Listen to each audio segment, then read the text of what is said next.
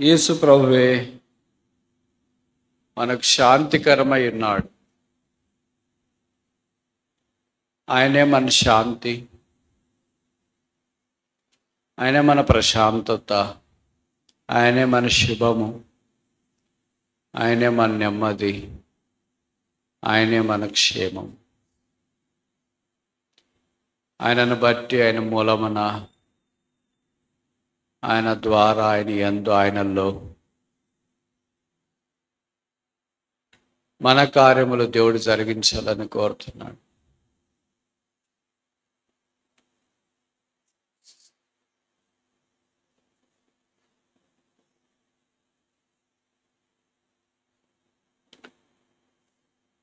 ఈ శాంతి సమాధానము ద్వారా ప్రభువు మన కొరకు సిద్ధపరిచిన ఆశీర్వాదాలు అనేకములు. ఈ సమాధానాన్ని కొన్నిటితో మనకు జోడించి ఇచ్చినాడు. అవి లేకుండా మనము సమాధాన పరిపూర్ణతలోనికి రాలేము. ఒక 5 విషయాలు కొత్త నిబంధన ఆధారం చేసుకొని అవి చూడటానికి మనం ప్రయత్నం చేస్తాం.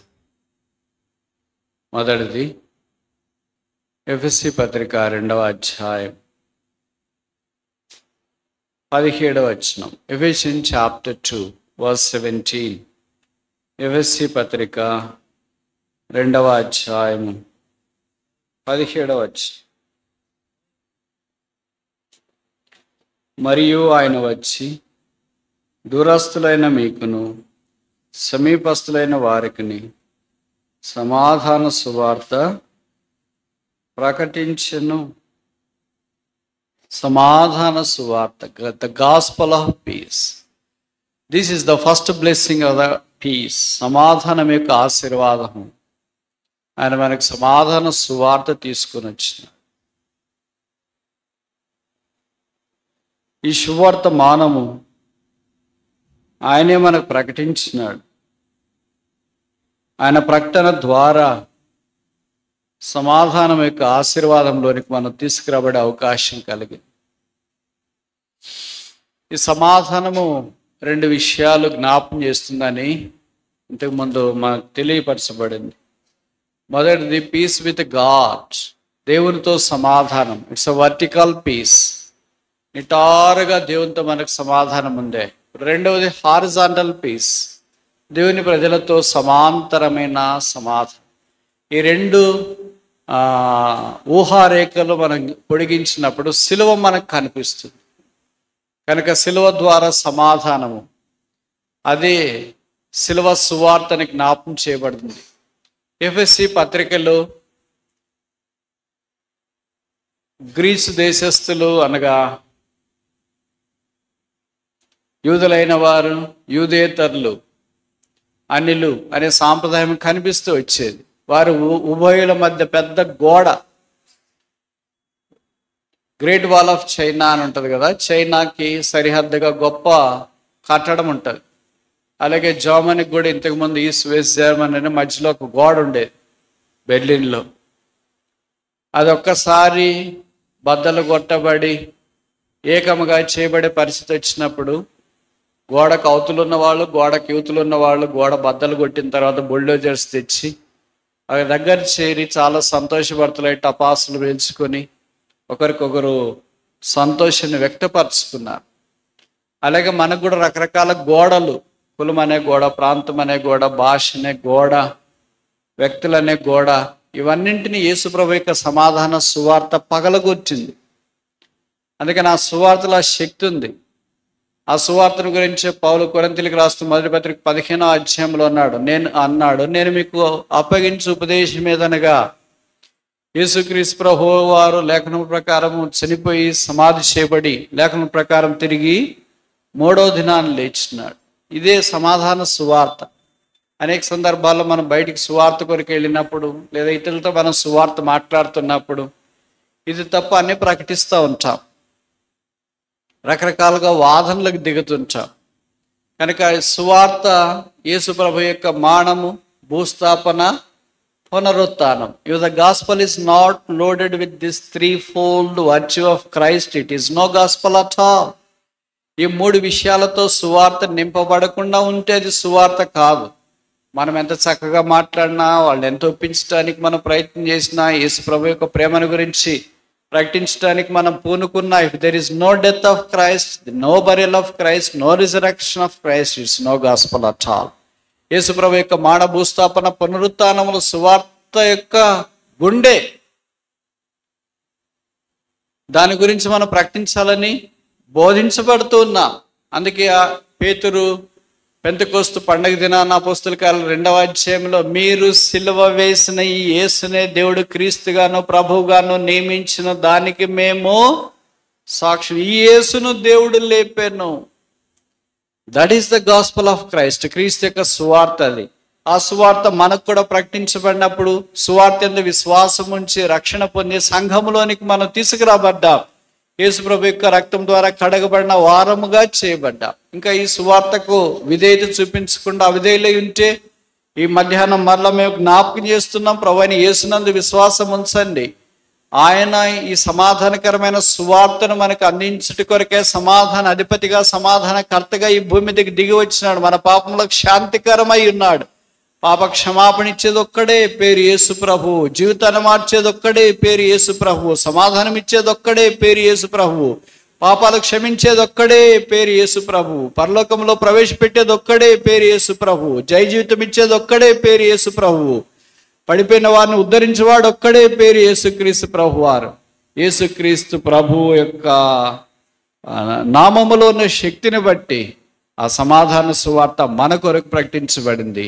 ఇప్పుడు ఆయన విశ్వాసం ఉంచిన వారందరూ ఈ సువార్తనే చేతబట్టుకుని బయలుదేరుతున్నారు. అందుకే ఎఫెసీకి రాస్తూ 6వ అధ్యాయంలో అపోస్తలుడైన పౌలు ఇలాగన్నాడు, సువార్త వలనైన సిద్ధ మనస్సును జోడును. అనేక సార్లు జోడు లేకుండా తిరుగుతుంటా, అంటే చెప్పలు లేకుండా తిరిగితే కాళ్ళకి ఎలాగ హాని కలుగుతుందో నాకంటే మీకు బాగా తెలుసు. ముఖ్యంగా చలికాలం, ఎండాకాలం కూడా అంతే, వేసవికాలం కూడా అంతే. చలికాలం అయితే ముళ్ళు గుచ్చుకుని నొప్పులు పుట్టడానికి అవకాశం ఉంటుంది. వేసవికాలం అయితే ఎండకు కాళ్ళు కాయటానికి అవకాశం ఉంటుంది. ఎలాగైనా సరే, ఏ కాలంలోనైనా సరే, వర్షకాలమైనా, చలికాలమైనా, వేసవికాలమైనా, ఏ కాలంలోనైనా సరే కాళ్ళకు చెప్పులు అనేది ఎంత ప్రాముఖ్యమో విశ్వాసకి యేసుప్రభు యొక్క సువార్త ప్రకటించడం కూడా అంతే ప్రాముఖ్యం. కానీ విషాదకరమైన సంగతి ఏంటంటే చాలా మంది నోర్లు మూతబడ్డాయి. వాళ్ళు ప్రకటించడం మానేశారు. ప్రకటించడం అంటే బయటికి వెళ్ళి మైకి పెట్టి చెప్పండి అని చెప్పట్లేదు. దేవుడు మనకి ఇచ్చిన అవకాశాలు మనం సద్వినియోగం చేసుకోవడంలో నిష్ఫలం అయిపోయినాం. ఆ ప్యాషన్, ఆ తృష్ణ, ఆ వాంఛ, ఆ కోరిక ఎప్పుడో అంతరించిపోయినట్టుగా కనిపిస్తుంది. ఏ వ్యక్తి మాట్లాడినా వేరే విషయాలు మాట్లాడడానికి మనం ప్రయత్నం చేస్తాం, కానీ ఆ వ్యక్తికి యేసుప్రభుని గురించి పరిచయం చేయడం చాలా అర్థంటే తప్పు కాదేమో. There is no greater mission than the mission of presenting Christ to others. Presenting Christ to the Christless is the greatest mission. క్రీస్తుని ఎరగని వారి క్రీస్తుని మనం పరిచయం చేయడము గొప్ప భాగ్యం. అలాంటి వ్యక్తి ఒక్కరు రక్షణ పొందినా పరలోక రాజ్యంలో దేవునికి ఎదుట వారు కనిపించినప్పుడు మనకు కలిగే సంతోషం అపారం. వారే మన అతిశయం, వారే మన కిరీటం, వారే మన భాగ్యం. అలాంటి దాని కొరకు మనం ప్రయాసపడుతున్నామా అని కాదు. ఇక్కడ ప్రయాసపడటానికి హేతు ఏంటంటే దేవుని ప్రేమ మనల్ని వెతికి పట్టి పాపాలు క్షమించి సమాధానంలోనికి తీసుకుని వచ్చింది కనుక అదే బాధలో ఉన్న వారికి మనము యేసుని పరిచయం చేస్తున్నాం. చూడండి, మనకి ఏదైనా ఒక రోగం వచ్చింది అనుకోండి, ఒక డాక్టర్ ఒక రకమైన మాత్రలు మనం వాడినాం, బాగైంది. అలాంటి రోగం కలిగిన వారు మనకి ఎక్కడో వస్తూ తారసపడ్డారు. మన కాలేజీలోనో, క్లాసులోనో, బస్సులోనో, ప్రయాణంలోనో ఎక్కడో. వాళ్ళకి మనం నోరు కట్టేసినా కూడా చెప్పకుండా ఉండము. వాళ్ళకి మనం చెప్తానే ఉంటాం, ఇలాగ మాకు కూడా జ్వరం వచ్చిందండి, మేము కూడా పలానా డాక్టర్ దగ్గరికి వెళ్ళాం, పలానా మాత్రలు వేసుకున్నాం, దెబ్బకి సెట్ అయింది అనుకోండి, మీరు కూడా ట్రై చేయండి అని చెప్తాం వాళ్ళకి. అయ్యో అలాగా ఎక్కడండి? ఇంకా వాళ్ళు వెంటనే కాంటాక్ట్ డీటెయిల్స్ తీసుకుంటారు. అంటే భౌతికమైన స్వస్థత కొరకు, భౌతికమైన ఆరోగ్యం కొరకు మనుషులు అంత ఆశ ఉంటే ఆధ్యాత్మికమైన పరలోక రాజ్యం కొరకు మనుషులు ఆశ లేకపోవడం విషాదం. అయితే ఆశ లేదని మనం చెప్పుకుని ఉండడము అధికమైన విషయం. అరే ప్రభు మనకు అనుగ్రహించే తరుణాలు వినియోగించుకోవడానికి ప్రయత్నం చేస్తాం. పాత సంవత్సరం అంతా గతించిపోయింది. ఇప్పుడైనా కొత్త సంవత్సరం ఊరికే పాట పాడతాం, కొత్త ఏడు మొదలు పెట్టానని. హృదయంలో మాత్రము, పెదవుల్లో మాత్రము వాక్యము యేసు ప్రభు నిత్యులకు పరిచయం చేయడంలో మాత్రం ఇంక పాత ఏడే, కొత్త ఏడేం మొదలు పెట్టలేదు. కొత్త ఏడు మొదలు పెట్టినప్పుడు యేసు ప్రభు నిత్యులకు పరిచయం చేయటానికి మనం పూనుకుంటాం. పౌలు అడగదు, ఏ విధము చేతనైనాను యేసుని నేను ఇతరులకు ప్రకటించాలా. That should be our goal. అది మన యొక్క గురి, ఆశయముగా ఉండాలని దేవుడు కోరుతున్నాం. ఎన్ని అవకాశాలు మనం దుర్వినియోగం చేసినామో, ఇంక ఇలాగే చెప్తే కరెక్టా తప్ప? మనం సద్వినియోగం చేసిన అవకాశాల కంటే దుర్వినియోగం చేసిన అవకాశాలు ఎక్కువ తక్కువ? కరెక్ట్ చెప్పండి. నాలాంటి వాళ్ళు ఇక్కడ చాలామంది ఉన్నారే. సద్వినియోగం చేసుకున్న అవకాశాల కంటే దుర్వినియోగం చేసిన అవకాశాలు ఎక్కువ. సద్వినియోగం చేసినది చాలా తక్కువ అనుకుంటా. అందుకనే చతికిలి పడిపోయా. సంఘానికి యేసు ప్రభు నిత్యులకు పరిచయం చేయడము ఆధిక్యత. అందుకనే పరమగీతములో సంఘాన్ని గురించిన వర్ణనిస్తూ పరమగీతం,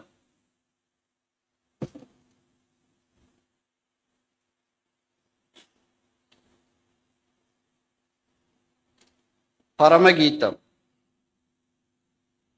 7వ అధ్యాయం 1వ వచనం. Song of Solomon chapter 7 verse 1.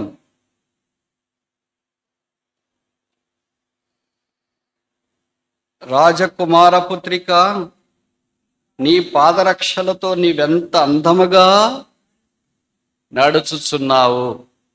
చూడండి, ఎవరైనా మనం ఒక పెళ్లి కూతురుని చూసినాడు, పెళ్లిలో మామూలుగా ఏమంటాం, అమ్మాయి చాలా బాగుంది, నవ్వు బాగుంది, మాట వరుస బాగుంది, పలక తీరు బాగుంది అని. కాబట్టి అమ్మాయి చెప్పులు బాగున్నాయని ఎవరన్నా అంటారండి? వర్ణన చెప్పులతో స్టార్ట్ అవుతుంది అండి. ఇక్కడ వర్ణన చెప్పులతో స్టార్ట్ అయింది. రాజకుమారి పుత్రిక కిరీటంతో స్టార్ట్ కావాలి కదా. కిరీటం బాగుంది, ముఖమంతా బాగుంది, పలవరుస బాగుంది, నవ్వు బాగుంది, తర్వాత చేతులు కాళ్ళు ఇలాగ మీ నడక బాగుంది, ఇవన్నిటితో మాట్లాడి చివరిలో కూడా మీ చెప్పులు కూడా బాగున్నాయని చెప్తే బాగుంటుంది. కానీ ఇక్కడ వాక్యంలో మనం చూస్తున్నాం, రాజకుమారి పుత్రిక, నీ పాదరక్షలతో నీవెంత అందంగా ఉన్నావు అంటే ఆ సంఘానికి యొక్క అలంకరణ, అందము పాదరక్షకులే. పాదరక్షలు అంటే చెప్పులు, చెప్పులంటే సువార్త. కనుక సువార్త అనే సిద్ధ మనస్సు సంఘం యొక్క అందం. ఈ అందము లేదనుకో, అంటే సువార్త లేదనుకో, ఏమొచ్చిందని సంఘానికి అందం పోయింది అని అర్థం. బయటికి ఎంత అందం వేసుకున్నా, ఎంత రంగులు వేసుకున్నా, తర్వాత ఎంత మంచి డ్రెస్సులు వేసుకున్నా, ఎంత చక్కగా కనిపించాలని ప్రయత్నం చేసినా, కొత్త వేసుకున్నా, ఇస్త్రీ వేసుకున్నా, మాసిపోయిన వేసుకున్నా, రంగులు వేసుకున్నా, ప్లెయిన్ వేసుకున్నా, ఇండియా వేసుకున్నా, బయట వేసుకున్నా, ఏం వేసుకున్నా సరే అవసరమైన అందం లేదు. మేము మిగతాది ఎంత ప్రయత్నం చేసినా ఏం చేస్తాం? అందుకనే సంఘం అదంతా కోల్పోయింది. పరమగీతంలో ఆ సంఘాన్ని చూసి అన్నారు, సంధ్యారాగము చూపట్టుచు చంద్రబింబం అంత అందమును, సూర్యునంత స్వచ్ఛతను, కళను గలదై ఊహిత సైన్య సమభీకర రూపిణియగు ఈమె ఎవరు? ఈమె సొలొమోను పల్లెకి అనురాగ వల్లకి శూలమ్మితి. ఆమె ధూమవేదిక మీద నిలబడి వచ్చే కన్యక, ఆమె పేరే పవిత్రాలైన కన్యక, ఆమె పేరే మహిమగల సంఘం, ఆమె పేరే గొర్రెపిల్ల పెళ్లి భార్య, ఆమె యేసు ప్రభు యొక్క సంఘం. ఎంత విషాదకరం ఇది నాన్న. ఆ సంఘానికి ఆ అందము లేకుండా పోయింది. చూడండి, మీరు ఎప్పుడైనా గమనించినారా? ఒకవేళ మందిరం కనుక పెళ్లి కూతురు చెప్పులు లేకుండా వస్తుంది, బయటికి వెళ్ళేటప్పుడు చెప్పులు లేకుండా వెళ్తుందా? చెప్పులు లేకుండా నడుస్తారా? జెంట్స్ అయినా నడుస్తారేమో కానీ సిస్టర్స్ సాధారణంగా నడవ. అంటే సంఘానికి, అంటే సహోదరికి చెప్పులు ఎంత ప్రాముఖ్యమో, సంఘానికి వాక్యము, సమాధాన సువార్త అంత ప్రాముఖ్యమని మనకు జ్ఞాపకం చేయబడుతుంది. ఈ కొత్త సంవత్సరంలో కొన్నైనా అవకాశాలు మనం వినియోగించుకుంటే ఎంత బాగుంటుంది. అవకాశాలన్నీ కాలుదోసి అన్నీ అయిపోయిన తర్వాత, ఆ చేతులు గాలిన తర్వాత ఆకలి పట్టుకున్నట్లుగా కొన్నిసార్లు ఉంటాం. ఇప్పుడు చేస్తాం, అప్పుడు చేస్తాం, ఈ వారం చేస్తాం, వచ్చే మాసం చేస్తాం, వచ్చే సంవత్సరం చేస్తాం అంటూనే శరీరం సహకరించిన దినాలకు వచ్చినాం, చుట్టుపక్కల పరిస్థితులు సహకరించిన దినానికి వచ్చినాం, వీలుగానే దినాలకు వచ్చి. మీకు తెలుసో తెలియదు, ఇదే అనంతపూర్లో నేను డిగ్రీ చదువుకున్న గవర్నమెంట్ ఆర్ట్స్ కాలేజ్లో. అప్పుడు చదువుకునేటప్పుడు ఈ సువార్త, ఈ వైపు సువార్తకు వచ్చేటప్పుడు ఒక ఇల్లు లేదా వై జంక్షన్ తప్ప, not even a single house. ఇటుకలపల్లెకి వెళ్ళే దారిలో ఇటుకలు తప్ప ఇంకేమీ లేవు. ఇప్పుడు పొరపాట్లు కూడా ఇటుకలు కనిపించవు.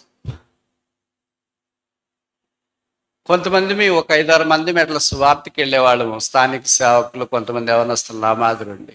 నాకు ఈశ్వరులకు మైక్ మోసే పని ఇచ్చేవాళ్ళు. ఈ జిల్లాలో స్పెషల్ వర్క్ కదా అది, మోసుకోని ఉంటా. ఎప్పుడో ఒకసారి మనకి రిలీఫ్ ఉంటుంది. అదేంటంటే మళ్ళీ మైక్ ఇస్తారు వాక్యాలు చెప్పమని. దాదాపు 3 ఏళ్ళు ఇక్కడ బిఎస్సి చేశాను. 3 ఏళ్ళలో అదే పరిచయం చేసినాం. అప్పటికిప్పటికి చూస్తే పోల్చుకోలేము. అప్పుడు 5-6 మంది పోయినా దేవుని వాక్యం అంత సవ్యంగా స్వీకరించే జనం ఉండేది. నిరాధరణ, నిరాకరణ, వినబడని, చెవులు వినని మాటలాదిన. ఇప్పుడు గుంపులు వెళ్ళినా, వ్యాన్లు వెళ్ళినా, వాహనాలు వెళ్ళినా, ఊరేగింపుకి వెళ్ళినా యేసు నిరాకరించే వారు విస్తారంగా మనం చూస్తాం. ఇప్పుడు వర్షం పడినా, ఇలాంటి ఏదైనా సెలవులు వచ్చినా, అవును మీకు తెలుసు అనుకుంటా, సిటీ బస్సులు ఎన్ని ఉండేవి తెలుసా? ఇక్కడ పాత వాళ్ళకి తెలుసుంటాయి, కొత్త వాళ్ళకి తెలియదు. 2 ఉండే 100 ట్రావెల్స్ అంటారు. వాటి టవర్ క్లాక్ ఉండి ఇంజనీరింగ్ కాలేజ్ ఏంటి రాకుండేవి. ఆ సిటీ బస్సులో కొన్నిసార్లు వేరే ఊరికి వెళ్ళే బస్సులు కూడా మాట్లాడుకొని సువార్త కొరకు చాలామంది, వాళ్ళు చాలామంది లేరు, ప్రభు దగ్గరికి వెళ్ళారు. వీళ్ళు ఆ గ్రామాల్లో పరిచయం చేసిన దినాలు చూస్తే ఆశ్చర్యం వేస్తుంది. ఏమి లేని దినాల్లో, పేదరికమున్న దినాల్లో, సరిగ్గా సువార్త కరపత్రికలు కూడా అందుబాటులో లేని దినాల్లో పైనుండి సహాయం లాంటి పుస్తకాలు ఉంటే, ఇడియన్ లిటరేచర్ ఉంటే, కొన్ని కరపత్రికలు ఉంటే అలాంటివి తీసుకుని వెళ్ళి బ్యానర్స్ పట్టుకొని ప్రభు యొక్క పరిచయం ఈ స్థలాల్లో ఆరంభించబడింది ఆ దినాల్లో. ఇప్పుడు అన్ని వసతులు ఉన్నాయి, కానీ చేయటానికి ఆటంకాలు, అభ్యంతరాలు ఉన్నాయి.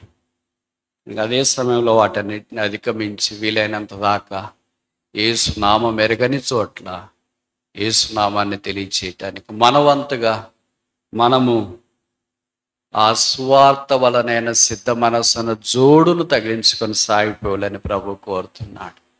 రెండవది చూస్తామా?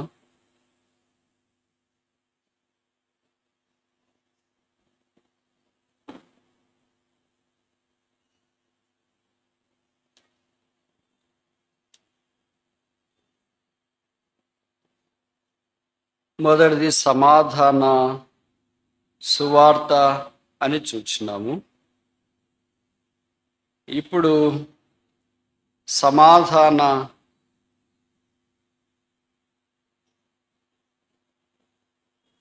కొరింథీయులకు రాసిన మొదటి పత్రిక 7వ అధ్యాయం 15వ వచనం. 1 Corinthians chapter 17 verse 15.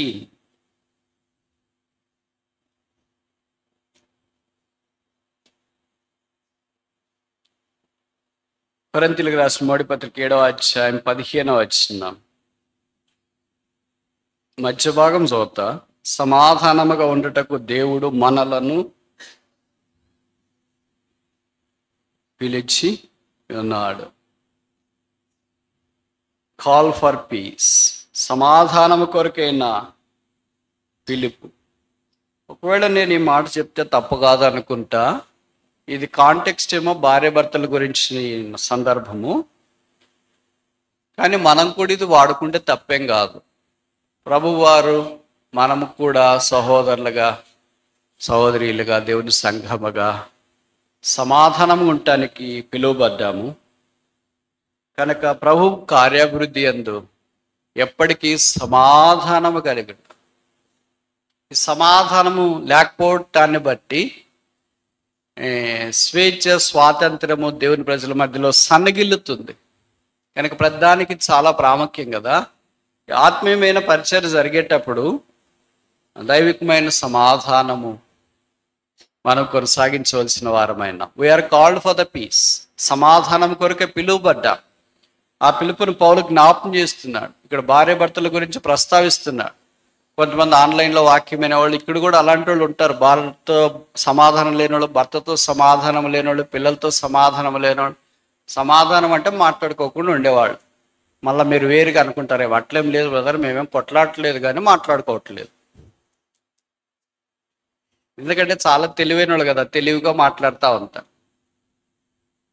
ఒక ఆయన భర్త అన్నాడంట, ఎవరో పాస్టర్ గారు అడిగితే, మీరు 25 సంవత్సరాలు వివాహ వార్షికోత్సవం చేసుకుంటున్నారు కదండి, మీ మధ్యలో ఎప్పుడు తగువ రాలేదా, పోట్లాట రాలేదా? రాలేదండి అని. ఎందుకంటే మా ఇద్దరం ఎప్పుడు కలిసి జీవించలేదండి. ఆమె ఒక ఇల్లు, నేను ఒక ఇల్లు. అలాగే ఎన్నేళ్ళున్న పోట్లాట ఎందుకు వస్తుంది? కలిసి ఉంటేనే కదా పోట్లాట వస్తుంది. ఒకళ్ళకి ఒకటి అంటే ఒకళ్ళకి ఒకటి అనేది పోట్లాట వచ్చేది ఏదో కారణం ఉంటుంది కదా. ఒకళ్ళు మందిరికి వెళ్దామంటే ఒకళ్ళు వద్దంటారు. ఇప్పుడు నాకు బాగలేదు, అలసిపోయినాను అంటారు. కనుక అలాగే ఏదో చిన్న చిన్న దాన్ని బట్టి మనస్పర్ధలు రావడము, ఇవన్నీ సహజంగా మనం చూస్తుంటాం. అయితే ప్రభుకు స్తోత్రాలు. వారు ఒక్క శరీరముగా చేయబడిన కారణం చేత, వారు భార్య భర్తలు ఉన్న కారణం చేత వారిని దేవుడు జతపరిచినాడు కనుక వారు సమాధాన స్థితిలోని కుటుంబాలు కొనసాగుతున్నాయి. చూడండి, చాలామంది క్రైస్తవులు కుటుంబాలు కూడా ఎన్నో వాళ్ళలో లోటుపాట్లు ఉన్నాయి, ఇబ్బందులు ఉన్నా, మిస్అండర్స్టాండింగ్స్ ఉన్నా, భర్త భార్య వాళ్ళకి పడకపోయినా వాళ్ళు కొనసాగటానికి ప్రభువు కారణము, రెండవది పిల్లలు కారణం, మూడవది సమాజం కారణం. ఎవరన్నా చెప్తుంటారు కదా, బ్రదర్ మా ఆయన రక్షణ లేదు, ప్రార్థన చేయండి. రక్షణ లేకుండా ఉంటే పర్లేదేమో కానీ నన్ను మందిరానికి పంపిడు, మందిరానికి వస్తే కొట్టేస్తున్నాడు, ఇలాగ చేస్తున్నాడు, అలాగే చేస్తూ బతకలేకపోతున్నా, బతకడం కంటే సచ్చేది మేలు అనని బోరును విలిపించే వాళ్ళు కొంతమంది మనకు కనిపిస్తుంటారు అక్కడ. వాళ్ళు నిజంగా సిలువ మోస్తున్నారు వాళ్ళు ఇక్కడే.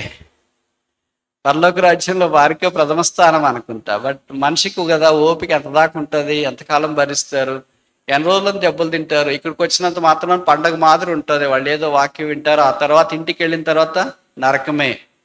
అందుకే కదా భార్య భర్తలు చెప్తారు, నరకం ఎక్కడో ఉందో ఏమో తెలియదు బ్రదర్, మా ఇంట్లో మాత్రం ఫుల్గా ఉంది మస్తుగా. భార్య భర్తలు సంతోషంగా ఉంటే పరలోకం, వారిద్దరు సంతోషంగా సమాధానం లేకపోతే అది నరకంగానే కనిపిస్తుంది.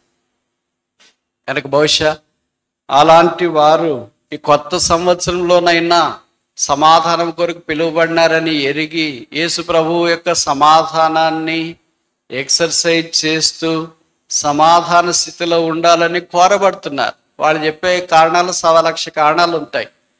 మామూలుగా మేము అక్కడ మాట్లాడుతుంటాం కదా, కొంతమందిని ఎవరు చెప్పే కారణాలు వాళ్ళకి కరెక్ట్, కానీ ఇద్దరు చెప్పే కారణాలు సమాధానము లేకుండా ఉండటానికి చెప్తున్నారు, కానీ సమాధానం ఉండటానికి కారణాలు చెప్పేవి కాదు.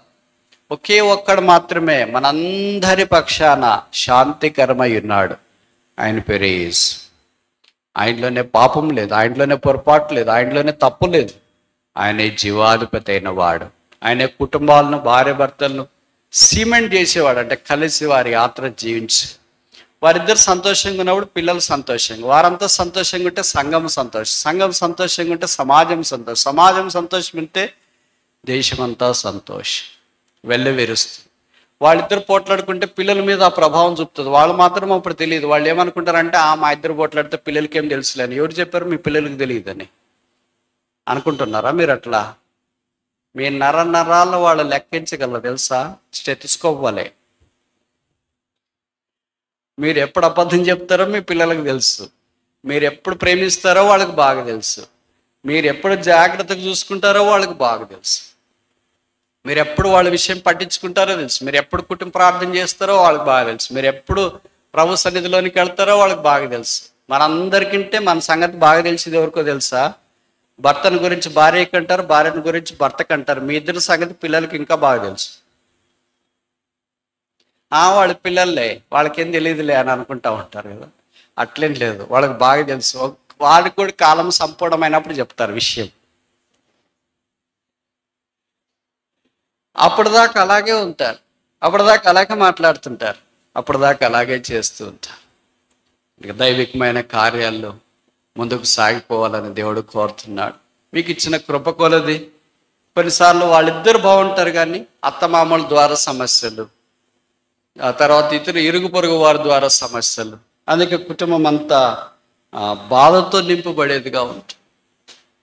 అన్ని పరిస్థితులు బాగుంటాయి. మీరు బాగా జ్ఞాపకం ఉంచుకోనండి, మీరు కుటుంబంలో నెమ్మది లేకపోతే ఇంకెవరికి సమాధానం నెమ్మది ఉంటుందని మీరు అనుకోవద్దండి. మేము ఎట్లుంటే మీకేంటి బ్రదర్ అని అంటే మాకేం కాదు, ప్రభుకి అవమానం, సంఘానికి నష్టం. మీరు పెళ్లి చేసుకున్నది మీ ఇద్దరు కొరకు కాదు, మీరు 4 తరాలని సేవిస్తున్నారు. మీ పిల్లల తరాన్ని మీరు సేవిస్తున్నారు, పిల్లల తరాన్ని కూడా సేవిస్తున్నారు. ఎవరైనా వాళ్ళ పిల్లలను ఒకటి కంటే చాలా అనుకుంటారండి? వాళ్ళు చదువుకొని ఉద్యోగం చేసి వాళ్ళకి పెళ్లి చేస్తే చాలా అనుకుంటారండి? ఫస్ట్లో అట్లే అనుకుంటారు, ఏం లేదు బ్రదర్, వాళ్ళు చదువుకొని సెటిల్ అయి పెళ్ళి అయిపోతే నేను రెడీ బ్రదర్ అంటారు. నిజమా? ఆ తర్వాత మెల్లిగా ఏమంటారు, ఏదో మనవడు మనమరాలు వస్తే ముద్దు ముచ్చడు చూసేసి పోదాం అనుకుంటున్నాం బ్రదర్ అని అంటారు. ఇది మనిషికి తాపత్రయం, ఆశ ఇలాగే ఉంటది, పోగుతుంది. ఎందుకని ఇంకో తరం చూస్తున్నాం మనము. మరి మన యొక్క భక్తి, మన యొక్క విశ్వాసత ఆ తరంలో లేకపోతే ఎలాగా? ఆ తరం ఆత్మీయంగా బాగలేదంటే మనమే కారణం. ఇప్పుడు మనం ఇంత ఆత్మీయంగా ఉన్నామంటే మనం కాదు కారణము. మనకింటే ముందున్న తరము, అంటే మన తాతోళ్ళు, నాన్నగారు, అమ్మోళ్ళు వాళ్ళందరూ సహాయం చేశారు కనుక మనం ఇక్కడ దాకా వచ్చినాం. మన పిల్లలు ఇలాగూ మీరు వృద్ధులైన తర్వాత ఉంటారు అనుకోవడము, చెప్పండి, ఉండాలా, ఉంటే మంచిది. కానీ ఏమో పరిస్థితులు చూస్తుంటే చాలా కష్టం అనిపిస్తుంది. ఇప్పుడే ఇంత ఆన్లైన్ అవుతుంది, మన పిల్లల తరం వచ్చేటప్పటికి అంత ఆన్లైన్. ఇంక అన్నీ ఏమైపోతాయో ఏమో తెలియట్లేదు.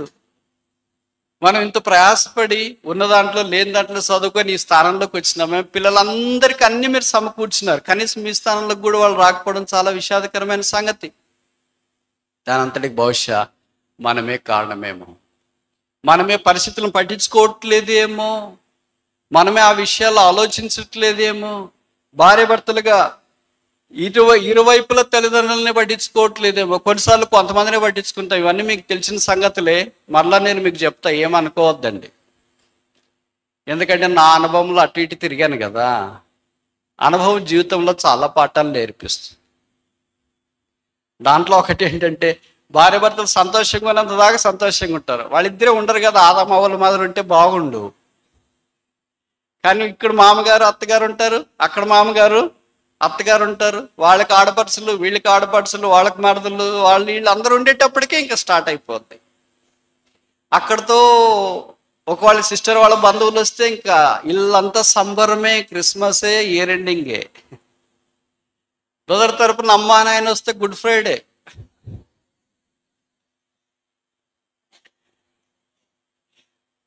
బహుశా ఒక దంపతులకు కొడుకు కోడలు, ఇద్దరు పిల్లలు హైదరాబాద్లో ఉన్నారు అనుకోండి. ఇక్కడ నుండి అమ్మగారు నాన్నగారు వృద్ధులైపోయినారు, వాళ్ళకి ఒకటే కొడుకు అనుకోండి. ఉత్తరం రాసినారు. ఉత్తరాలు లేవు ఈ దినాల్లో. ఒకవేళ టెక్స్ట్, SMS, వాట్సాప్ పెట్టారు. ఇక్కడ చలికాలం సెలవులు, సంక్రాంతి సెలవులు, అక్కడికి వచ్చి పిల్లల్ని చూడాలని మనసు పెరుగుతుంది, వచ్చేయమా అని రాశారు. 9 నెలలు మోసి కన్నా కొడుకుని ఏం అడగాల, పర్మిషన్ అడగాల, నేను రావాలా వద్దా అని. వాస్తవం కాదంటారా ఇది? చెప్పమనండి, ఏ బ్రదర్నైనా చెప్పమనండి ధైర్యంతో. ఏ కొడుకు దగ్గరికైనా, ఏ కూతురు దగ్గరికైనా పర్మిషన్ అడగకుండా నేను అడగాలని చెప్పమనండి ఎవరినైనా. డైరెక్ట్గా నాలాంటి పదాలు వాడకపోవచ్చు, ఇండైరెక్ట్గా వాడతారు. ఏంటమ్మా మేము రావాలనుకుంటున్నాం, ఉంటున్నారు కదా మీరు అంటే పర్మిషన్ ఇవ్వండి అని అర్థం కదా. ఎంత పరితాపమైన దినాల్లో వచ్చిన అది మెసేజ్ బ్రదర్ చదువుకున్న తర్వాత ఇంటికి వెళ్ళి భార్య, మా నాయన అమ్మ ఈ సంక్రాంతి సెలవులు ఉన్నాయి కదా రావాలనుకుంటున్నారంట. ఆమె మంచి మూడున్నప్పుడు చెప్తే ఏం చెప్తుంది, ఇప్పుడు చలికాలం కదండి, హైదరాబాద్లో చలి అదిరిపోతుంది, ఆడొచ్చుంటారు వాళ్ళు ముసలోళ్ళు, వేసవికాలం రమ్మని చెప్పలే. ఆవిడ చెప్పినప్పుడు చలికాలంలో మీరు చలికి ఉండలేరు, అనంతపురంలోనైతే వేడిగా ఉంటుంది, మీరు వేసవికాలం వస్తారులేండి అని చెప్తారు.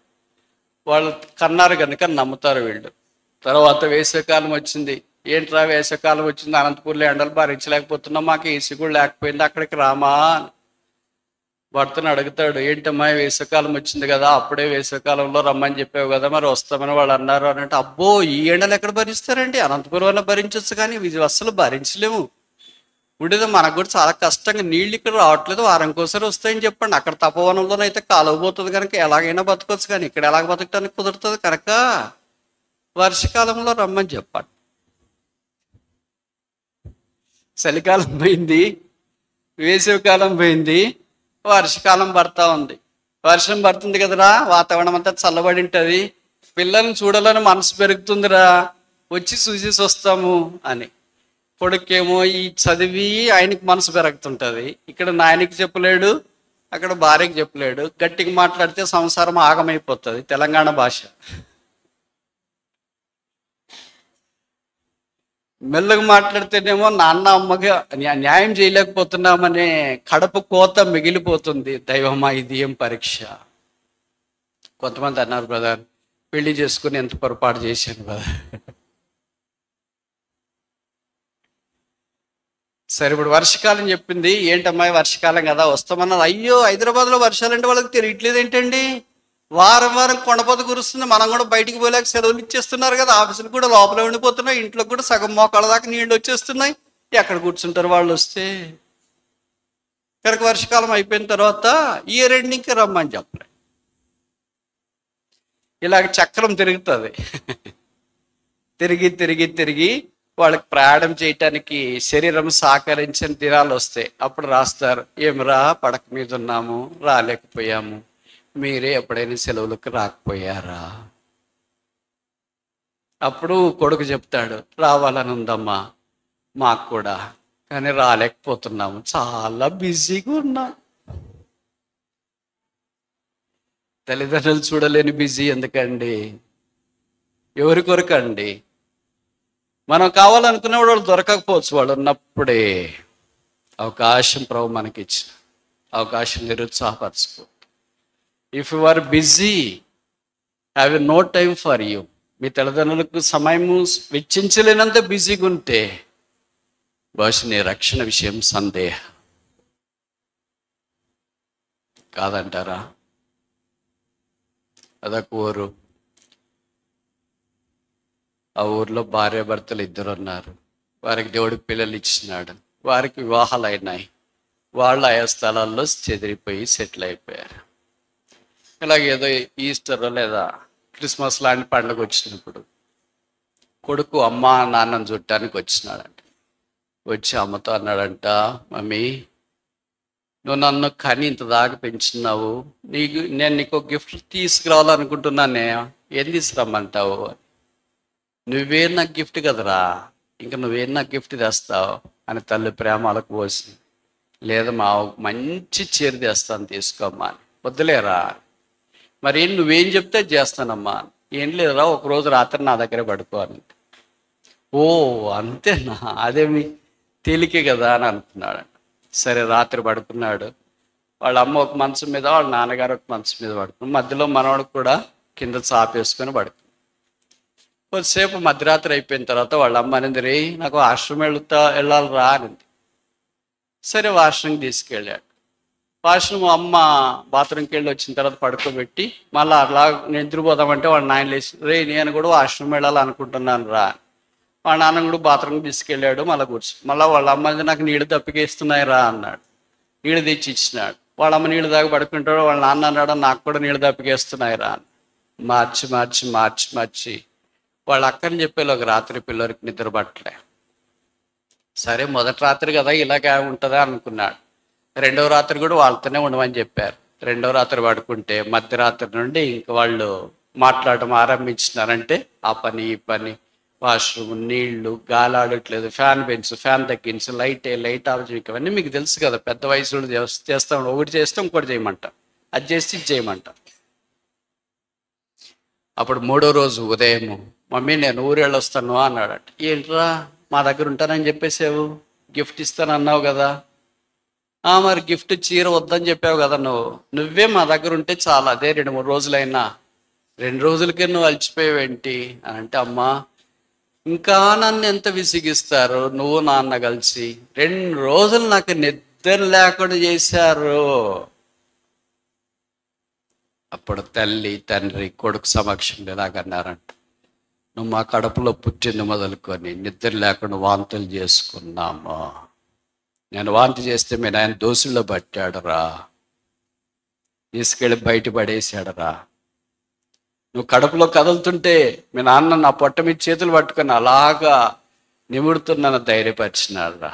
నెలలు నిండిన తర్వాత బయటకు వచ్చిన ఏడుపు నువ్వు మానలేదు. రాత్రి నువ్వు ఏడుస్తుంటే వంతులు వేసుకున్నాం నేను మీ నాన్న నిద్రపోకుండా.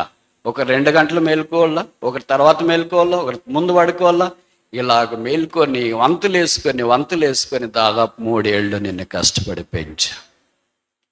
3 ఏళ్ళు నిద్ర లేకుండా నేను మీ నాన్న వంతులు వేసుకొని మిమ్మల్ని పెంచినాము. 3 రోజులకే నీ ఒక్కడివే మా ఇద్దరికి సేవ చేయటానికి నీకు మనసు రాలేదు, నిద్ర లేదన్నావు. నిన్ను కనటానికి 3 ఏళ్లుగా మాకు నిద్ర లేదు, మా ఇద్దరిని చూడటానికి నీకు 2 రోజులు 3 రోజులుగా నిద్ర లేదు. నీ ప్రేమ ఎక్కువ, మా ప్రేమ ఎక్కువ. ఇప్పుడు చెప్పు, నువ్వేం గిఫ్ట్ చేస్తావో నాకు. చీర సరిపోద్దా? భోజనం సరిపోద్దా? కారు సరిపోతుందా? ఏసీ సరిపోతుందా? ఇప్పుడు చెప్పు, నాకేం గిఫ్ట్ తెస్తావో. తన నోట మాట రాలేదు. తల్లిదండ్రుల పాదాల మీద పడ్డాడు. ఆయన తన కొడుకు కూతురు పుట్టేటప్పుడు పడిన కష్టాలు గుర్తొచ్చినాయి. ఆయన భార్య నిద్ర లేకుండా ఆ పిల్లలు ఏడ్పును భరించి వాళ్ళని లాలించి, ఇంట్లో ఏడుస్తుంటే బయటికి తీసుకెళ్ళి, బయట ఏడుస్తుంటే ఇంట్లోకి తెచ్చి పడుకోబెడితే, ఏడుస్తుంటే లేపితే ఏడుస్తుంటే పడుకోబెట్టి ఎన్ని యాతనలు పడ్డారో అర్థమైపోయింది. అమ్మా, నన్ను క్షమించు, నువ్వే నాకు గిఫ్ట్, ఇంతకంటే నేనేమి నీకు గిఫ్ట్ ఇవ్వలేను, నన్ను క్షమించు. ఇలా పెంచి పోషించిన తల్లిదండ్రులను పట్టించుకొని కొత్త తరం ఎప్పుడు వచ్చింది? వాళ్ళ ఫోన్లలో బిజీ అయిపోయారు, వాళ్ళ కుటుంబాలు ఉద్యోగాలతో బిజీ అయిపోయారు, వాళ్ళకున్న పరిస్థితులతో బిజీ అయిపోయారు. ఇదే మాట మీ అమ్మ నాన్న అనుకునింటే, మీ నాయన చెప్పినాడు అనుకో, అమ్మాయి నువ్వు గర్భవతిని తెలిసిన సంవత్సరము మనకు అవసరం లేదులే, మనం బిజీగా ఉన్నాం, కట్ చేయి. ఇది నన్ను ఊహించుకోలేవు. మీ అమ్మ కూడా మీ నాయనతో అదే అనింది అనుకోండి, నాకు గర్భం వచ్చిందండి, మొదటి నెల దాటిపోయింది, నేను కట్ చేస్తా, భరించలేను అని అంటే, ఇది నన్ను మనం ఇక్కడే ఉన్నాం. అల్లారు ముద్దుగా తల్లిదండ్రులు వారి ప్రాణము కంటే తీపిగా మనల్ని 9 నెలలు మోసి ప్రసవేదన పడి ఏడ్చి భూమి మీదకి తీసుకొని వచ్చిన నీ 1, 2 వారికి అసహ్యం కాలేదు. నీ ఏడ్పు వారి ప్రేమకు అడ్డు రాలేదు. నీ మంగు పట్టు వారి కార్యానికి దూరం కాలేదు. సమాధానం కొరకు వారు పిలువబడినారు. నిన్ను పెంచి పెద్ద చేసి ఇంతదాకా చేసిన. ఇది నాన్న నీకు అచ్చి రావట్లేదు వాళ్ళు. అందుకే చాలా క్రైస్తవ కుటుంబాలు ఆశీర్వదించబడట్లేదు.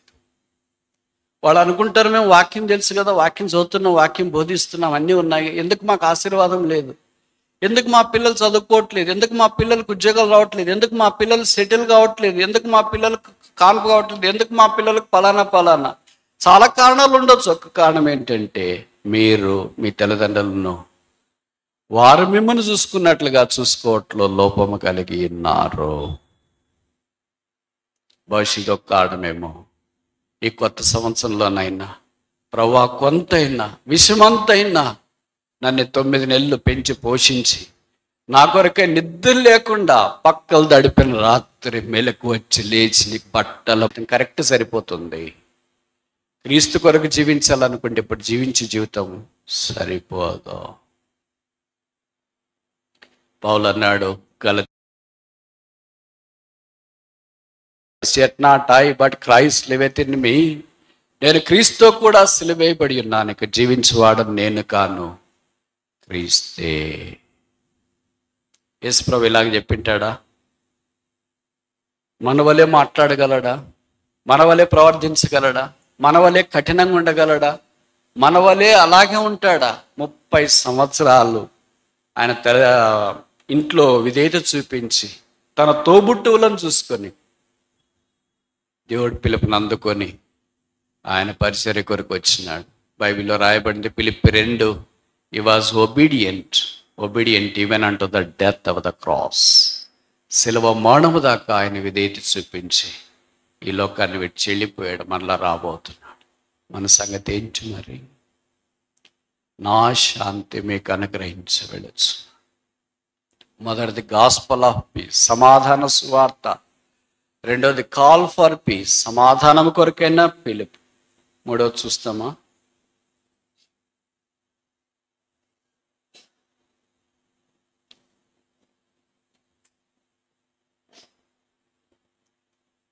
కొరింథీయులకు రాసిన 2వ పత్రిక 5వ అధ్యాయం.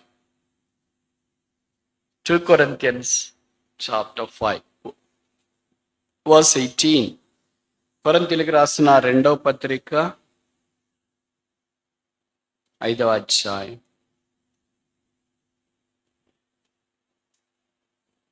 18. 5:18.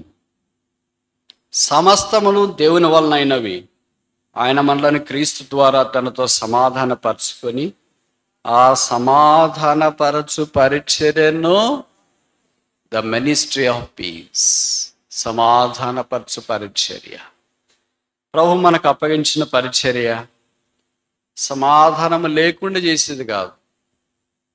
వర్క్ విత్ పీస్, సమాధాన పరిచర్య ఆయన మనకు దయచేసి. కనుక ఈ పరిచర్య నిలిచుండేది. ఇది బంగారము వెండి వెలగల రాళ్లతో కట్టబడే పరిచర్య. ఇది గడ్డి కర్ర కొయ్యకాల వల్లే కాల్చబడే పరిచర్య కాదు. మీకు తెలుసు కదా, పరిచర్య 2 రకాలు. మొదటిది ఏంటంటే కాల్చివేయబడే పరిచర్య, రెండవది కట్టబడే పరిచర్య. కాల్చివేయబడే పరిచర్య గడ్డి కర్ర కొయ్యకాలతో సిద్ధం చేయబడేది. తర్వాత నిలిచుండే పరిచర్య అయితే బంగారము వెండి వెలగల రాడు. చాలామంది దేవుని ప్రజలైన వారు ఈ దినాల్లో ఉన్న ట్రెండింగ్ యాటిట్యూడ్ ఏంటంటే, మనకెందుకు, మనం మందిరంకి వెళదాం, వాక్యం చెప్తే విందాం, మన దారిని మనం వచ్చేస్తాం, తిరిగి మందిరంకి వెళదాం, మనకేదో ప్రభు ఇచ్చిన కొలది కానుక అర్పిస్తాం, ఇంతే చాలు. యాక్టివ్గా ఉంటే మళ్ళీ సమస్యలు వస్తాయి. వాళ్ళు అనుకునే పాయింట్ ఒకవైపు నుండి కరెక్టే. యాక్టివ్గా ఉంటే సమస్యలు వస్తాయి, ఇన్వాల్వ్ అయితే సమస్యలు వస్తాయి. తర్వాత ఇంకా దేవుని పని పూనుకొని చేస్తే ఇంకా పోరాటం వస్తుంది, ఎదిరింపులు వస్తాయి. ఇవన్నీ ఎందుకు? ఏదో వచ్చినామా వెళ్ళినామా. అందుకే హిందీలో ఒక సామెత ఉంది కదా, ఆయారాం గాయారాం. వచ్చినామంటే వచ్చినాము, వెళ్ళినామంటే తెలియదు. చాలామంది క్రైస్తవులు భవిష్యత్తు అలాగున్నారు.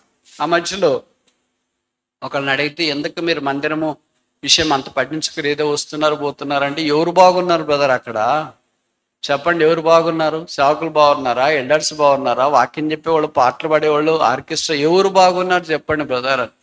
ఎవరు బాగలేరు, మీరన్నా పోయి బాగు చేయొచ్చు కదా. మరి బాగలేని దగ్గరికి మీరు పోయి బాగు చేయొచ్చు, మీరు బాగున్నారు కదా.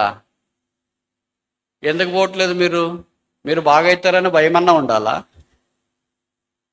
మీరు బాగా అవుతారన్న భయమన్నా ఉండాలా, లేదా మీరు చెడిపోతారన్న భయమన్నా ఉండాలా? ఈ రెండిట్లో ఏ భయంతో మీరు వెళ్ళట్లేదు? మీరు అలాగ మాట్లాడితే ఇలాగ మాట్లాడితే అలాగ బ్రదర్ అని, అలాగ మాట్లాడితే ఇలాగ మాట్లాడితే అలాగంటే ఎందుకు మానేశారా అని. ఒకసారి ఒక సహోదరి, మిడిల్ ఏజ్డ్ సహోదరి పాస్టర్ గారి దగ్గరికి వెళ్ళిందంట. పాస్టర్ గారు, ఈ ఊర్లో చర్చిలన్నీ తిరిగాయి. ఈ ఊరు అంటే అనంతపూర్ కాదు, మామూలుగా చెప్తున్నా. ఏ సంఘం కూడా నాకు నచ్చలేదు. నా అంత ఆత్మీయం నేను కోరుకున్నట్లుగా ఏ సంఘం లేదు. ఎక్కడికి వెళ్ళమంటే చెప్పండి, ఏ సంఘానికి వెళ్ళమంటారని.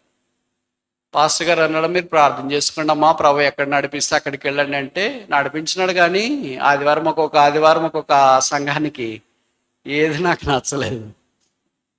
అప్పుడు పాస్టర్ గారు చెప్పారు, సరే మీ ఇంటికి వెళ్ళి మీరు ప్రార్థన చేయటానికి మోకరించండి, ఒక చాక్ పీస్ తీసుకొని మీ చుట్టూ మీరు మోకరించిన తర్వాత ఒక చిన్న వృత్తం గీసుకోండి, మీరు ప్రార్థన చేయండి. సంఘం పేరు ఇప్పుడు ఏదో ఒకటి బేతేలు ప్రార్థన చేయండి. బేతేలు కొరకు ప్రార్థన చేసేది అయిపోయిన తర్వాత కళ్ళ తెరిచి చూడండి. ఈ వృత్తం అనే గీత ఎక్కడైనా చెరిపింటే అప్పుడు ఆ సంఘం బాగున్నట్లు మీరు అక్కడికి వెళ్ళండి అన్నాడు. ఒకవేళ మీరు బేతేలని ప్రార్థన చేసిన తర్వాత వృత్తం చెరిపోకుండా ఇంకా డబుల్ అయింది అనుకో, ఇంకా సంఘానికి వద్దలేండి అని చెప్పాడు. ఇంక ఇది బాగా నచ్చింది. పాస్టర్ గారు భలే సలహా చెప్పాడు. సామాన్యంగా ఉన్నా చాలా సలహా చెప్పాడు, హైలైట్ ఇది సలహా అనుకుంది.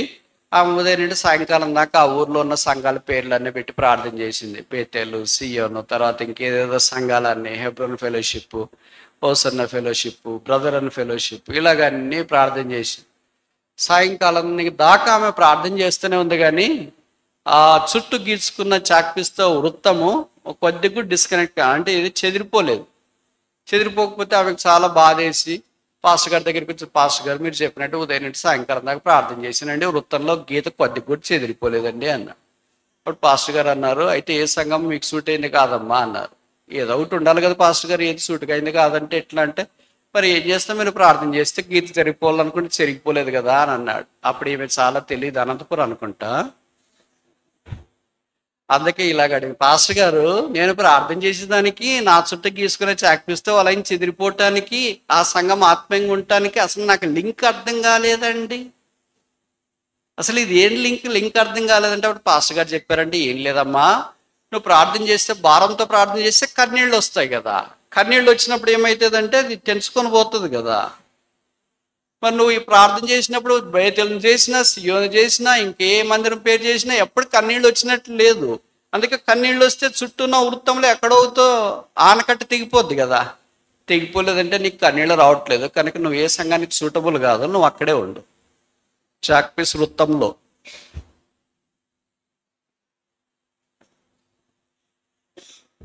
కన్నీరు కార్చని విశ్వాసి కనికరం గల దేవుని కల్వరి సంఘంలోనికి ప్రవేశించుట మేలా కీడా? సమాధానపరచు పరిసర ప్రభు మనకు అనుగ్రహించినాడు. సమాధానం is possible, peace is possible with only pain. బాధ ద్వారా, కన్నీటి ద్వారా ఈ సమాధానం సాధ్యం అవుతుంది. 4 చూసి ముగిస్తామా? పరిచయమైన లేఖన భాగం వైపు మన గమనం ఉంచడానికి ప్రయత్నం చేస్తాం. ఎఫ్ఎస్సి 4:1. ఎఫ్ఎస్సి 4:1. ఎఫ్ఎస్సి 4:1. కాబట్టి మీరు సమాధానమును బంధమును ఆత్మ కలిగించి ఐక్యమును కాపాడుకొనుటయందు శ్రద్ధ గలవారై ప్రేమతో ఒకరినొకడు నిందలు వేసుకోండి అని రాశారు, తిట్టుకోండి అని రాశారా? ఏనా అంతా ఉంటేనే మీది నాది. సహించుకొనండి. అనేక సార్లు ఈ సహనం మనం కోల్పోతాం. అదే మన కుటుంబ సభ్యులు చేస్తే మనం సహించుకుంటాం, భర్త చేస్తే, భార్య చేస్తే, పిల్లలు చేస్తే మనం సహించుకుంటాం. ఇప్పుడు నేను ఒక ప్రశ్న అడుగుతాను, నేరుగా సూటిగా జవాబు చెప్పాలి. చెప్తారా చెప్పరా? చెప్తారా చెప్పరా? ఏం చెప్పరేంటి? ఇప్పుడు మీ అబ్బాయి స్కూల్లో ఏదో పొరపాటు చేసినాడు, ఎవరినో కొట్టేసి వచ్చినాడు, అది ఎక్కడి దాకా పోయింది, మొత్తానికి అది వేరే వాళ్ళకి తెలిసింది. వేరే వాళ్ళు వచ్చి మిమ్మల్ని అడిగిరారు, మీ అబ్బాయి స్కూల్లో ఏదో కొట్టినాడంటే ఎవరినో అని. అవును బ్రదర్, కొట్టినాడు బ్రదర్ అని ఒప్పుకునే వాళ్ళు ఎంతమంది చేయతండి? అబద్ధాలు చెప్పొద్దు. శనివారం నేను చెప్పే ప్రశ్న మీకు అర్థం కావట్లేదు కదా, నా తెలుగు అర్థం కాదా? నిజమైన ఏ తల్లిదండ్రులు కూడా వాళ్ళ అమ్మాయి అబ్బాయి తప్పు చేసినాడంటే ఒప్పుకోరు. ఏం చేస్తారు? కవర్ చేస్తారు. 5G network. మావాడ బ్రదా నోట్లో మాటలే రావు, వాడు ఎటు కొడతాడండి, వాళ్ళు విచిత్రంగా చెప్పింది కానీ కాలేజీలో పోయి కొట్టేసాడంట. ఎలా కొడతారండి? మా అమ్మాయి బ్రదా అసలు నోట్లో మాటలే రావు, వేరే వాళ్ళని ఎలాగ మాట్లాడుతుందండి, మా అబ్బాయికి మాటే రాదు కదా, వేరే వాళ్ళు కామెంట్ చేసిరండి, ఎలాగ చేస్తారండి. వాళ్ళు చెప్పడానికి కొద్దిగానే అర్థం ఉండాలి కదండి. నిజంగా చేసింటాడు, నిజంగా జరిగింటుంది, నిజంగా ఉంటుంది. కానీ నీ కొడుకు నీ కూతురు కనుక నువ్వేం చేస్తావు? కడుపులో దాచుకుంటావు. అదే వేరే వాళ్ళు ఏమి చేసిండరు అనుకో, అబ్బా వాళ్ళ అమ్మాయి అంట, మనకి ఎంత సంతోషమో, వాళ్ళ అబ్బాయి అంట కరెక్ట్ జరిగింది బ్రదర్, నేను అనుకునిందే జరిగింది, జరుగుతుంది అనుకున్నా. అంత సంతోషమా నీకు? సైతానికంటే ఎక్కువ సంతోషిస్తున్నావే. అయ్యో ఇలాగ అయిపోయారా, ఇంత నష్టం జరిగింది వాళ్ళ కుటుంబంలో, వాళ్ళు ఎట్లున్నారో పాపం, ఎట్లా చిక్కిపోయారు, కన్నీరు గారుస్తున్నారేమో, ఎంత బాధపడుతున్నారేమో, వాళ్ళ అబ్బాయి ఇలాగ, వాళ్ళ అమ్మాయి ఇలాగంట, వాళ్ళ ఆయన ఇలాగ, వాళ్ళ ఆవిడ ఇలాగంట. ప్రార్థన చేస్తే మనం మోకరించి ప్రార్థన చేస్తే ఎంత బాగుంటుంది. వాళ్ళు ఇలాగ అయిపోయారని సైతానికంటే ఎక్కువ సంతోషపడి సైతానికంటే ముందే పోయి పక్కన వాళ్ళకి చెప్పేసి ఉంటారు. అక్క ఒక్క విషయం చెప్తాను, ఎవరికి చెప్పొద్దు సరేనా? సరే అంటేనే చెప్తా. అది కూడా ఎందుకు చెప్తున్నానంటే మాటలు ఎక్కడ నేర్చుకున్నారో ఎవరిది ఏంటి పిచ్చినారో తెలియదు కానీ సరే అంటేనే చెప్తానక్క. ఎందుకు చెప్తున్నానో తెలుసా? మీరు ప్రార్థన చేస్తారని బాగా చైన్ ప్రేయర్లు, ఆన్లైన్లో గ్రూప్ ప్రేయర్లు, దానికి కాదు చెప్పేది. దాన్ని గ్రూప్ ప్రేయర్లో చేసేకి వస్తుందా? ఆన్లైన్లో చేసేకి వస్తుందా? వస్తుందండి. మనం రహస్య ప్రార్థనలో చేసుకోవడమే కష్టమైపోతుంటే నాకు గ్రూప్ ప్రేయర్లో ఆగి చేసేకి వస్తుంది. ఫలానా వాళ్ళు ఇట్టు, ఫలానా వాళ్ళ ఆయన ఇట్లంట, ఆమె ఇట్టు. కక్కేసావా? మీరు నేను ఈ ఉదాహరణలు చెప్తే ఏమనుకోవద్దండి, వాస్తవాలు చెప్తున్నా. ఎక్కడైనా కళ్యాణ మండపంలో బాగా పెళ్లి జరిగిన తర్వాత మంచి విందు ఏర్పాటు చేస్తారు. తినడానికి వచ్చిన పిల్లలకి పెద్దలకి అందరికీ ఒకటే ఐటమ్సే వడ్డిస్తారు, దాదాపు ఒకే క్వాంటిటీ వడ్డిస్తారు. పిల్లలు అంత తినలేరు కదా, ఆకలి తీసుకెళ్ళి బయట చెత్తబుట్టలో వేస్తారు. ఇప్పుడు కుక్కలు వస్తాయి దారెంబడి పోయేవి, ఫేమస్ కదా అనంతపూర్లో, స్ట్రే డాగ్స్. వాకింగ్ పోతే అవే కనిపిస్తున్నాయి మనుషుల కంటే ఉదయాన. అవి వచ్చి మొత్తానికి తిన్నాయి, పోట్లాడుకుంటాయి. అది ఇది అయిపోయిన తర్వాత వాటినే చూస్తుంటాం మనం. అది ఇంకా అది కూడా అబ్జర్వ్ చేయాలి కదా. ఇక్కడ తొట్టి దగ్గర తిని ఇక్కడ పోట్లాడుకొని ఒక 100 మీటర్లు పోయిన తర్వాత అది వేరే కార్యక్రమంలో నిమగ్నమై ఉంటుంది. ఏం చేస్తుంటుంది? వాంతి చేసుకుంటుంది. చూసిన తర్వాత వాంతి చేసుకొని తలడిల్లిపోయి కింద పడి లేచి పని అంతా వాంతి అయిపోయిన తర్వాత ఎంత ఫ్రెష్గా తయారవుతుందో తెలుసా? అది చాలామంది విశ్వాసులు కూడా అది ఇది న్యూస్ అంతా చేసిన తర్వాత దాన్ని చికెన్ 65 తయారు చేసేసి అక్కడ ఇక్కడ అంతా వాంతి చేసేసి అప్పుడు ఫ్రెష్, ఇప్పుడు బాగుంది అక్క, ఫ్రెష్గా ఉంది, ప్రార్థన చేయండి.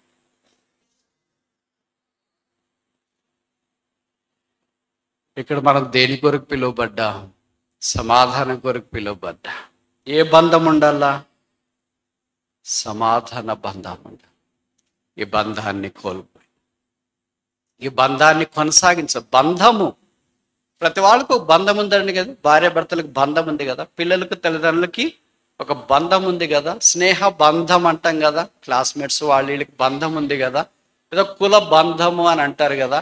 అన్ని చాలా బంధాలు ఉన్నాయి. భార్య భర్తల బంధము, తల్లిదండ్రుల పిల్లల బంధము, స్నేహ బంధము, అర్ధ బంధము, తర్వాత ఇవన్నీ బంధాలకు మించి ఒక బంధము, యేసు బంధము, సిలువ బంధము, రక్త బంధం. ఇది అన్నిటికంటే బలమైనది. కానీ బంధాన్ని మనం చాలా తక్కువగా చులకనగా చేస్తాం. ఏ బంధమైనా దిగిపోతుంది కానీ ఈ బంధం దిగిపోదు. ఇది అయానిక్ బాండ్ కాదు, హైడ్రోజన్ బాండ్ కాదు. ఏం బాండు? Covalent bond. ఎవరు కెమిస్ట్రీ వాళ్ళు లేరా ఇక్కడ? చాలా స్ట్రాంగ్ బాండ్ ఇది, అంత తెగిపోని బాండ్ ఇది. This bond was created by the blood of Jesus Christ. Yesu రక్తం ఈ బంధాన్ని కలిపింది. పాపులమైన మనల్ని, చెడిపోయిన మనల్ని, దుష్టభరితమైన మనల్ని, దోషం చే పిల్లలైన మనల్ని, అరికాల మొదలుకొని నన్నెత్తి దాకా కొంచెమైన స్వస్థత లేని మనల్ని యేసుక్రీస్తు ప్రభువు వారు ప్రేమించి మన పాపముల కొరకే సిలువలో రక్తం కార్చి చనిపోయి సమాధి చేయబడి తిరిగి 3వ దినాన్ని లేచి పరలోక స్థలములో ఆసనుడైన కారణం చేత నది వలె ప్రవహించే ఆ రక్త ఊట ద్వారా పాపులమైన మనం కడుక్కుబడి శుద్ధీకరించబడి ఆ యేసుక్రీస్తు ప్రభువుతో పాటు మనం అతక వేయబడిన లేదా జత చేయబడిన బంధంలోనికి ఇప్పుడు మనం తీసుకురాబడ్డ బాండ్ ఆఫ్ పీస్, సమాధాన బంధం. ఆత్మ కలిగించి సమాధాన బంధములో మనం కొనసాగిపోవాలని దేవుని యొక్క ఉద్దేశం. ఎన్నిసార్లు ఈ బంధాన్ని మనం డిసెక్ట్ అంటే కత్తిరించాలనే ప్రయత్నం చేసి చాలాసార్లు మనం ఈ బంధాన్ని కత్తిరిస్తుంటాం. దేన్నైనా మనం కత్తిరించడానికి ప్రయత్నం చేస్తాం. కుట్టడంకి తేలిక, కత్తిరించడం తేలిక. కత్తిరించాలంటే చిన్న బ్లేడ్ ఉన్నా చాలు. ఇంకా బరి తెగించే వాళ్ళు నోటితోనే కత్తిరిస్తారు. కుట్టేది నోటితో కుదరదు, బ్లేడ్తో కుట్టే కుదరదు. నువ్వు కుట్టాలంటే చాలా పని ఉండాలి. ఫస్ట్ పాయింట్ మిషన్ అని ఉండాలా, లేదు చేతి కుట్టేయాలంటే దారం ఉండాలా, సూది ఉండాలా, చేతి ఉండాలా. ఇవన్నిటికి మించి ఇంకోటి ఉండాలి చెప్పనా, సూపు ఉండాల. సూపు పోయి అద్దాలు పెట్టుకుని అమ్మాయి కొద్దిగా దారం ఎక్కించి దీంట్లో. అప్పుడేమో బియ్యంలో రాళ్ళు కూడా ఇట్లా కనిపించే మైక్రోస్కోప్ పెట్టినట్లు. ఎంతమందికి కావాలన్నా చిన్న చిన్న పనులన్నీ సహాయం చేసేవాళ్ళు. ఇంకా అద్దాలు పెట్టుకున్న తర్వాత సూది ఒక దగ్గర ఉంటుంది, దారం ఒక దగ్గర ఉంటుంది. ఎక్కించుకోవడానికి ప్రయత్నం చేయడమే ఇంత టైం తీసుకుంటే ఇంకెప్పుడు కుట్టేది, ఇంకెప్పుడు బాగు చేసేది? కుట్టడం ఎంత కష్టమైన పని. ప్రభుకు స్తోత్రాలు. ఆ శిలువ రక్తం ద్వారా ఆయన మనల్ని కడిగి పుట్టి సంపాదించి తన జనముగా స్వాస్థ్యముగా చేసిన దేవుని జనమా ఈ కొత్త సంవత్సరంలో తిరిగి మన స్థలాలకు మనం వెళ్ళిపోక మునుపు దేవుడు అనుగ్రహించి శాంతి, ఈ సమాధానము కలిగించే 5 ఆత్మీయమైన ఆశీర్వాదాలు 4 చూచిన. మొదటిది గాస్పల్ ఆఫ్ పీస్, సమాధాన సువార్త. రెండవది సమాధాన, గట్టిగా చెప్పండి, కాల్ ఆఫ్ పీస్, సమాధాన పిలుపు. మూడవది మినిస్ట్రీ ఆఫ్ పీస్, సమాధానపరచు పరిచర్య. నాలుగవది బాండ్ ఆఫ్ పీస్, సమాధాన బంధం. ఈ బంధము భూమి మీద ప్రభు తిరిగి వచ్చేదాకా లేదా మనము ఈ లోకాన్ని విడిచిపెట్టేదాకా కొనసాగించాలని ప్రభు కోరుతున్నాడు. ఆయన ఒక దినాన్ని రాబోతున్నాడు. ఆయన వచ్చేటప్పుడు మనము సిద్ధంగా ఉండి ఆయన రాకడ కొరకు ఎదురు చూచిన పెండ్లి కుమార్తె వలె ఆయన కొరకు కనిపెడుతూ ఆయన ఎప్పుడు రాబోతున్నాడు, నా ప్రియుడు ఎక్కడా, నా ప్రియుని కొరకు నేను ఎదుగుచున్నాను అని పరమగీతములో శూలమెత్తి ప్రయాణం చేసినట్టు మనం ఈ యాత్రలో ఆ ప్రభు రాకడ కొరకు ఎదురు చూస్తున్నాం. ఆ ప్రభు వస్తే ఇవన్నీ మనకు తొలగించబడతాయి. ఈ బాధ, ఈ వేదన, ఈ కక్ష, ఈ అసూయ, ఈ ద్వేషము, ఈ భూమి, ఈ సూర్యుడు, ఈ రోగాలు, ఇవన్నీ తొలగించి వేయబడతాయి. ఒక్కటి సదాకాలం నిలిచుంటుంది, అదే ప్రభు మనకిచ్చిన రక్షణ. మనము పవనుడా మా రక్షణ కొరకే స్తోత్రములను ఆయన సాన్నిధ్యం కలిసి ఉంటాం, ఆయనను చూస్తూ ఉంటాం, ఆయనను పోలి ఉంటాం, ఆయనతో పాటు సదాకాలం ఉంటాం, ఆయన వలే ఉంటాం. దాని కొరకే ప్రభు మనల్ని పిలిచినాడు. ఆ శాంతిని, ఆ సమాధానాన్ని మనము కలిగి ఉన్న వారమే రాకడ కొరకు ఎదురు చూచినట్లు ప్రభు మనకు సహాయం చేయి.